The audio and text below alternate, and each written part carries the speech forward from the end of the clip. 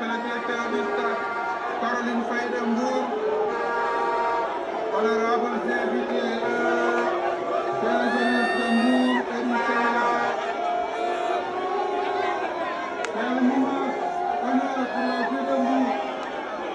de vous accueillir aujourd'hui à Caroline Faye dans sa journée mémorable du 3 avril 2026. Sakola ñu bëgg Sakola ñu bëgg Sakola ñu bëgg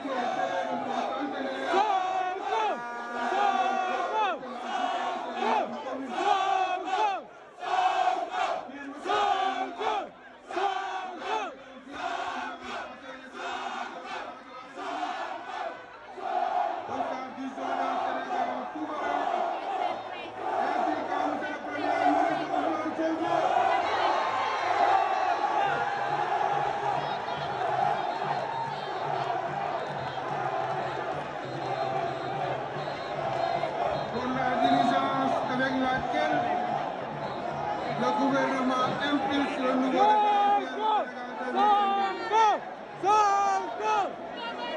engagement pour la promotion de la citoyenneté tout ici à Mbour, un écho particulier.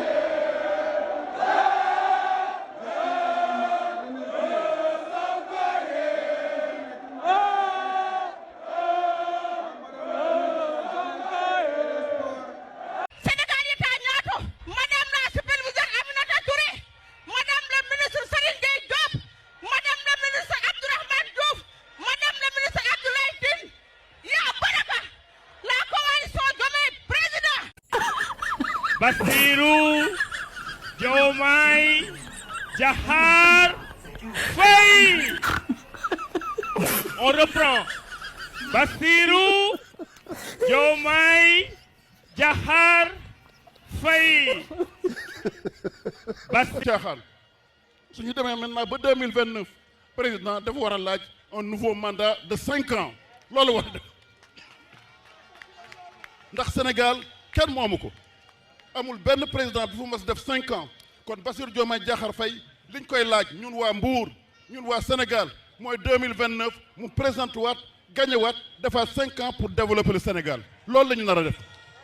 ku mu naqari nga wuti say cabine téléphonique ku mu naqari nga def lu la neex waaye nous c'est ça qu'on va faire ku na xam du ñu reculer du ñu taxaw du ñu arrière dañu xeex su dee ñu dee ñu dee su jëree ñu dóorante kurpeñ dóorante kurpeñ waaye président il va présenter en 2029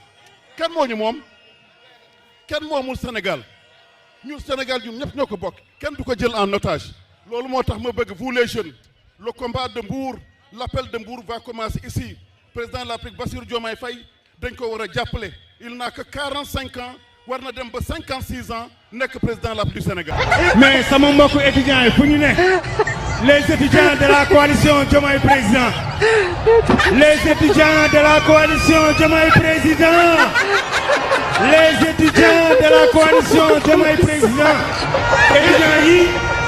ñoom dañoo jàpp topp ndigalu président étudiants yi ñii duñu grève étudiants yi duñu toj bus étudiants yi duñu saccager restaurant étudiants yi duñu taal bibliothèque étudiants yi duñu xeex pour des intérêts crypto-personnels ce sont des étudiants républicains. waaye docteur As yow toj nga fii docteur As yow daanaka léegi yow la ñuy jox liggéeyu animation politique bi parce que yaay yëngal njalaxu gaañi boo waxee ba pare gars yi uti efferalgan uti luy def passement gastrique ndax fa nga koy daaj foofu nga koy daaj day saf-saf kon nag kanu Sénégal romb na foofu ci histoire bi ci njàmbarteem ci ngoram ak ci dignitéem ci mën a relever défi yoon kon lii ñu ñoo koy bokk defal ko suñu askan waaye defal ko tamit génération yi di ñëw seen ndaje gii lu may gën a ñaax la ci sas googu ma gën ci taxaw kon maa ngi gis naa ñaata waxtu ngeen toog am na sax ñi fa fanaan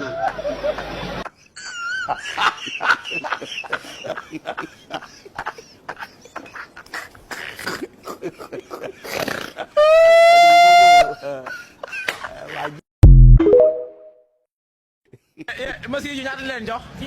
6 000 ah 5 000 ngeen encaissé ah waaye monsieur ji am na xaalis de bila monsieur ji am na xaalis ah journée junne ah ngoon junne ah yow da ngay liggéey gars yi ñaata lañ la jox pour que nga def 3000 ban quartier nga jógee zone Sonatel ah bon léegi da ngay ñibbi nii wala doo dem meeting ba da nga encaissé ñibbi quoi yow yaa war a topp yow ah Mimi Touré Mimi Touré waaw ah xaalisam bi nga encaissé yow bare bëgg a ñibbi xaalis bi nga bëgg a encaissé bëgg a ñibbi waaw léegi man wàcce na ok mais yow léegi ñaata léegi encaissé nga 110 nga lekk encaissé na 110 non non man damaa añ da nga añ jën kër léegi am nañ jox la 3000 sama grand moo ma ko jox man xaw ma damaa wàcc mu jox ma ne ma yéegal si kaar bi xaw ma lu kaar nga yéeg si kaar yow dem nga ba ñëw xamoo lu xew ah yow xamoo lu xew dugg naa si biir stade bi gis